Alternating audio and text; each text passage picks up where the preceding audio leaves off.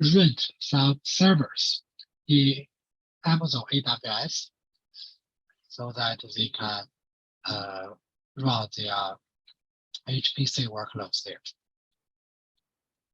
So the reason is probably what we described in the previous one. We don't know for sure about each HPC site because they have their own logic in the decision. But we can guess it's probably what we compared, right? They can either do it locally or they can do it remotely in the cloud. So one benefit is that doing in the cloud, for some of the workload, actually, they don't need the really the best performance, right? So for those ones, the cloud may be a better and a more cost-effective place. More importantly, not all the HPC workloads are the same. Some workload we will run them all the time, constantly. Right? Those ones are more suitable to run locally. Versus we have other workload that they have a clear, say, diagonal pattern. Right? They go up and down. Is that for those ones, if you do that locally, on average, your utilization will be lower. And because of this, your cost will be higher compared to the cost if you run them in the cloud. Right. There are many other reasons, right? For example, if you want to reduce your local footprint, right? So there are many other reasons to do that. And we see the trend is there. Right. So those ones they will also try to put more workload to the cloud. Right? But they said the percentage, right? The portion of workload is about 15%. It's not the majority of the workload, but you see it's a non-trivial fraction. So the market, right, for the HPC server software, this will increase very rapidly. Right? So this market, right, both for HPC and for HPC in the cloud, will be a good one. Right? So another reason for HPC to be an important customer for the cloud is that HPC, the customers are willing to pay a higher premium. So this is if you look at the companies, right? For example, HP selling servers. So if you look at their profit, where the profit come from, then you will see that yes, they sells a large number of personal computers to normal users, but the revenue they get from the normal users is not that large compared to the revenue they get from institutional users, especially if they sell it to the government. The government are willing to pay a higher price, a higher premium, in order to get a better performance, a better service. Right? Similar for IBM, it's also the case. Right? So for the same server, not same server, for the server.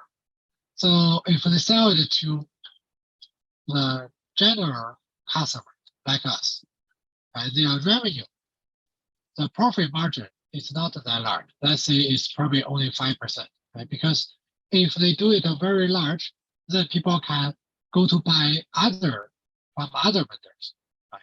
But if they sell it to government, they may have some contract, they may have some special requirement, right? So the profit margin can several times higher the general customers. Right? Similarly for HPC, as I told you last time, the reason they want to do HPC is mainly that they have a special need. And for that one, they have the incentive to push for all the performance, right? So cost may not be the first consideration. Right? Even though when they try to put HPC in the cloud, cost actually become an important consideration. But those customers are not generally are not very restricted by the cost versus traditional customers. Therefore, this market will be very profitable. So for some of you, if you later work in AWS or Azure or Google Cloud, right? If you can pay attention to your potential customer from the HPC world, right? Those ones, if you have a lot of customers from in this world, so the revenue you get or the profit you get, right, will actually be higher than the normal ones. So which makes it a good market. So this is the structure, right? So for HPC, the top level is you use the MPI structure, right? So for that one, they try to minimize the latency. But in HPC, they also have others. They have a high latency. Right? So this is probably it's okay because not all the HPC workload really need that extremely low latency. So the lower part is a cloud, right? So the very simply parallel problems. So we don't need a complicated communication like MPI, right? So very simple at the communication protocol. And it's a very the network is also normal network, right? So this is the cloud. And the lower two, if you combine together, that is a cloud HPC because the middle part, if you can tolerate the high latency, then it's suitable to run the workload in the cloud as well. And for all of them, it somehow in the old days it's called grid computing, but now it's this term is not widely used.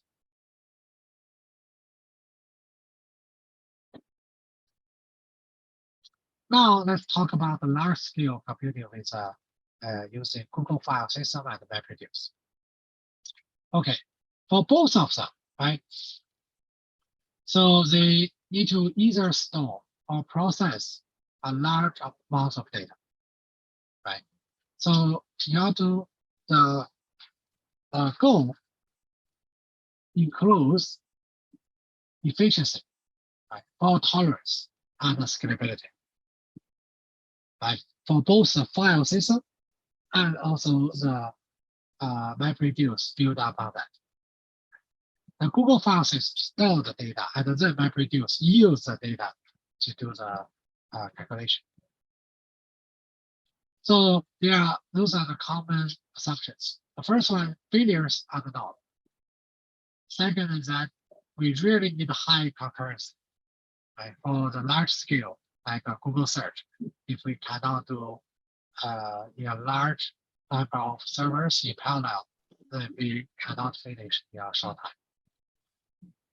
Here, throughput is more important than latency because the latency still is important, but it's for many workload, like they do the indexing, they do the page rank. A lot of things can be done in an offline manner, which we will discuss later in the second component of this course when we talk about the web structure. And the last one is also very important. So basically, as these two systems work together, and it's both designed by Google, they actually have the opportunity to co-design both systems together.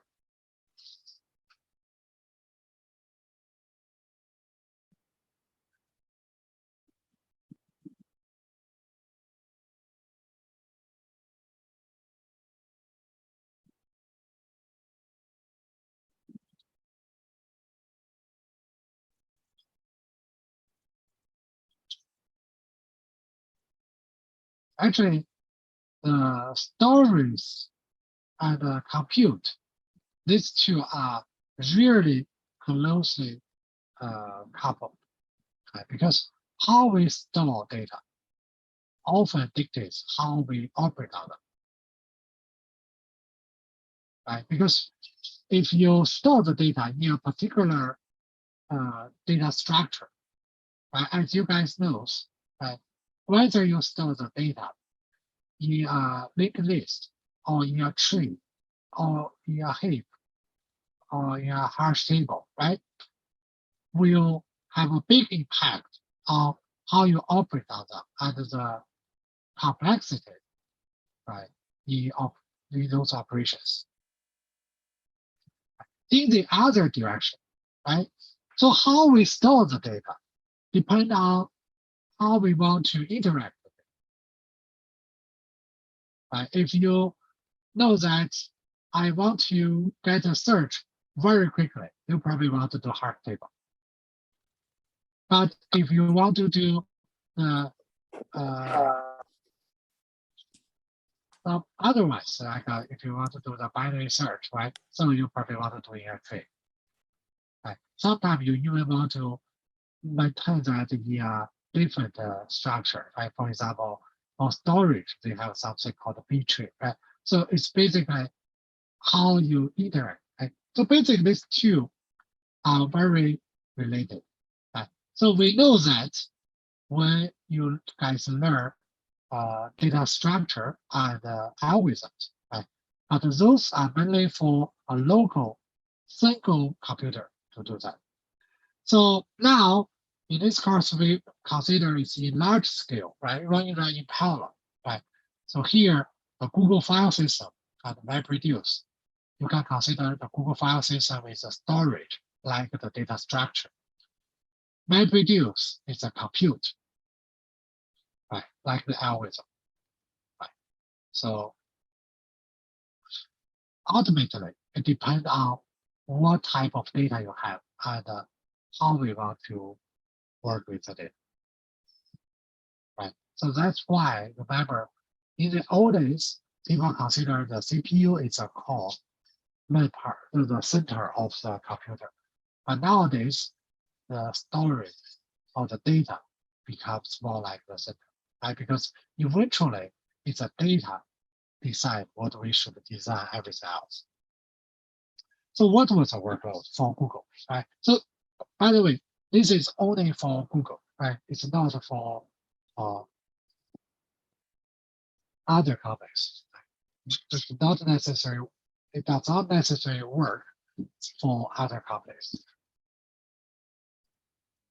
So for the workload, so there are a few many 100 MB of larger files, right? But the majority of the files are small, right? Because the files are basically web page, right? They do have some web pages are very large, but most of them are small. Second is that files are read once, right? So what do we do, right? So basically, for Google search, they first do the crawling to get the web pages, and in this sense, it will write it into the storage Google file system. But normally you don't write multiple times, right? And later, if you say maybe after 1 week or so, if you go there to check the web page again, you may say the web page was updated, but it's in rare cases, right? Because in most cases, web pages are not updated frequently. So they will, even if they update, sometimes it's just they have more material on that one. So you just do the appendage. Right? And some of them are never read again. Right? So basically, you get the web page, but no one is interested in those web pages. Right? So those are the cold data. So write once, and you can do in offline.